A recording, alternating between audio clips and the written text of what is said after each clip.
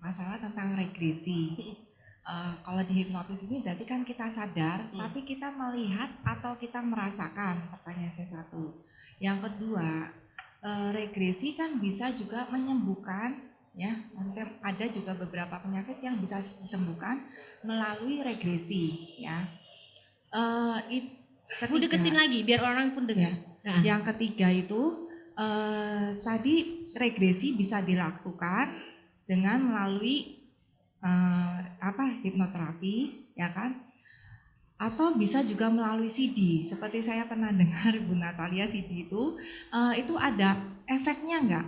Maksud saya gini, apakah saya dengar CD itu harus melalui ruang tertutup biar orang lain tidak mendengar, jadi tidak bisa memberikan masukan-masukan, ya kan? Itu dengan kalau kita misalnya tidak mau langsung dengan sendirinya kita bisa sadar, atau kita takutnya kan kebablasan gitu ya. Ngerti? Ya. Terima kasih. Ada yang mengerti ibu ini maksudnya bertanya apa? Ada yang ngerti? Banyak orang gak ngerti loh Bu cara ngomong ibu. Kenapa? Karena ibu ini otak kanan sepertinya. Orang otak kanan kalau bertanya itu dia panjang lebar. Pada intinya ibu mau bertanya, bisa gak hipnoterapi ini dilakukan sendiri pakai CD? Karena kan hipnoterapi itu bisa nyembuhin. Saya juga mau, kalau misalnya ada luka batin saya mau sembuhin juga. Nah kalau bisa dengan CD boleh gak? Terus caranya bagaimana? Nah maksud pertanyaannya itu, betul ibu? Nah ada lagi kedua ya. Melihat atau saya merasakan. Oh iya, itu juga pertanyaan kedua. Tadi saya luput nih. Nah, kenapa? Sebenarnya manusia ini punya dua tipe dalam komunikasi, otak kiri, otak kanan.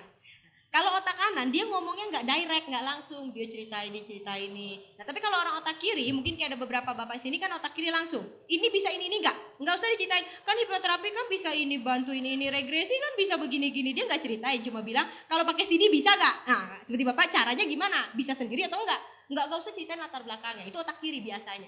Kalau otak kanan itu cerita-cerita. Nah kadang ini yang membuat tipe ini berdua ini kalau menikah berantem ini. Ini yang sering datang ke tempat terapi saya. Karena berantem cara komunikasinya beda. Aneh kan?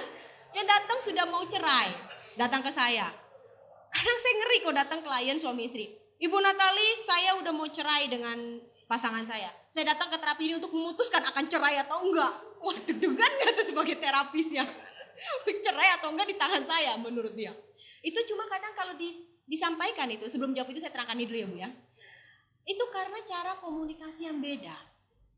Coba bagi orang otak kiri ditanyain ngomongnya seperti itu. Otak kiri kan dalam hati lama amat nih orang mau nanya apa sih, to the point. Sehingga mungkin kesel, mau nanya apa sih kamu? Misalkan nih sama istrinya, yang bener yang cepat. Wah istrinya otak kanan itu kan hatinya halus, tipe otak kanan itu. Kesel, suami saya kok jahat ya sama saya ngomongnya. Saya kan pada mau tanya, saya harus jelaskan dulu loh. Karena otak kanan kalau mau tanya, dia harus jelasin dari A sampai Z dulu. Gambaran besar, ini baru pertanyaannya bisa gak pakai CD? Nah cuma mau nanya itu, tapi harus ceritain dulu. Nah, otak kiri gak sabar, sehingga kadang bilang, mau nanya apa sih? Cepetan, ngomong aja seperti ini. Karena otak kiri kan ngomong direct, ngomongnya langsung. Nah itu kadang otak kanan, suami saya jahat, dia menyakiti saya, kata-katanya kasar.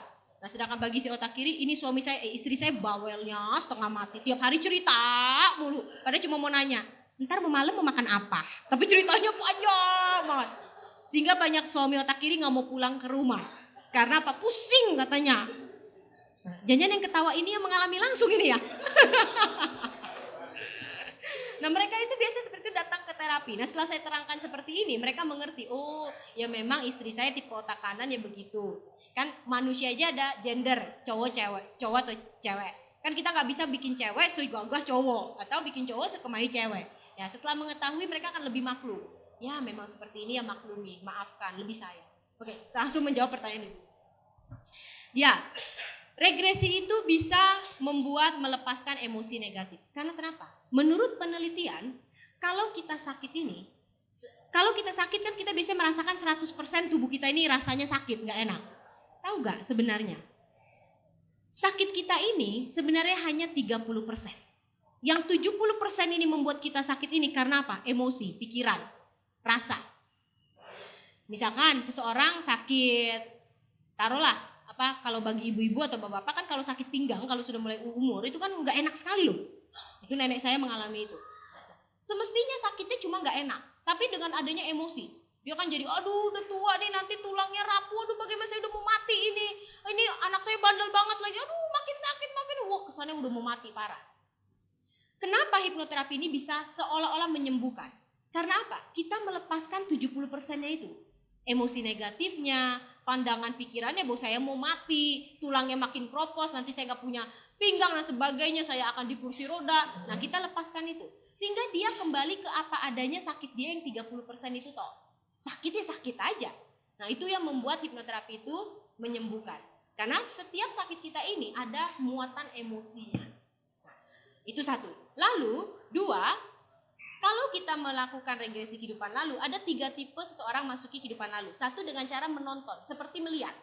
Itu tipe orang visual. Nah tipe orang visual itu adalah tipe orang yang mungkin dia desainer interior, atau dia mudah gambar. Karena mereka kan harus bikin gambar dulu di sini. Oh ada gambar, nanti babinya warnanya pink, ini baru dia gambar. Nah itu orang visual. Berarti mereka pun kalau masuki kehidupan lalu seperti melihat. Tentu bukan di kelopak mata, karena kelopak mata kan hitam. Melihat melalui mata pikiran. Orang bilang banyak namanya, mata batin, mata ketiga. Nah tapi mereka melihat melalui pikiran. Yang kedua, tipe kedua adalah merasa. Jadi dia nggak lihat, ini hanya hitam tapi ngerasa, kok ini basah-basah nih? Oh saya lagi di laut nih, aduh anginnya dingin nih, aduh muka saya terterpa angin. Nah dia berasa, tipe rasa, ininya hitam, cuma rasanya ini siang, soalnya saya panas nih, aduh gerah. Atau tipe ketiga itu dia lebih dominan dengar. Wah ada suara laut, wah saya di laut nih. Dan sebagainya, oh ada geledek, wah di hujan dan sebagainya. Nah itu 3 tipe. Nah setiap orang itu berbeda-beda. Tapi semakin mahir, 3-nya ini akan mix, sehingga menjadi seolah-olah sungguh-sungguhan. Ada lihat, ada rasa, ada dengar dan sebagainya.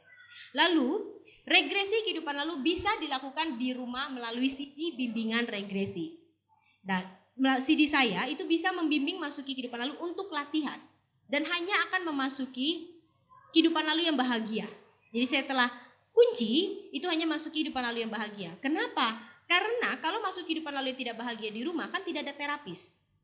Nggak tahu caranya untuk melepaskan dan sebagainya. Tapi kalau ke hipnoterapis tentu kita akan menangani masalah. Karena itu memang tujuan hipnoterapis melepaskan emosi negatif. Jadi bisa dilakukan di rumah dengan CD itu. Setnya adalah tiduran. Pakai headphone. Tiduran.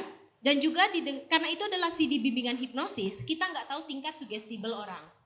Kadang kita jangan dengar misalkan. Kalau kita lagi dengar kenceng-kenceng di rumah, kita tiduran, ada pembantu kita lagi ngepel. Hanya tadi sugestif, tadi langsung lemes, relax dia. Tidak akan seperti itu, tapi maksudnya menjaga. Karena kalau dia ikuti nanti dia seluruh tubuhnya enak, nyaman, relax, akhirnya dia tiduran. Dia ikutin regresinya, nggak nyapu lagi, nggak ngepel lagi dia. Jadi lakukan tiduran kalau bisa dengan headphone dan itu aman, sangat aman. Oke, itu 2 pertanyaan. Ada lagi 2 udah kan Bu? Oh iya.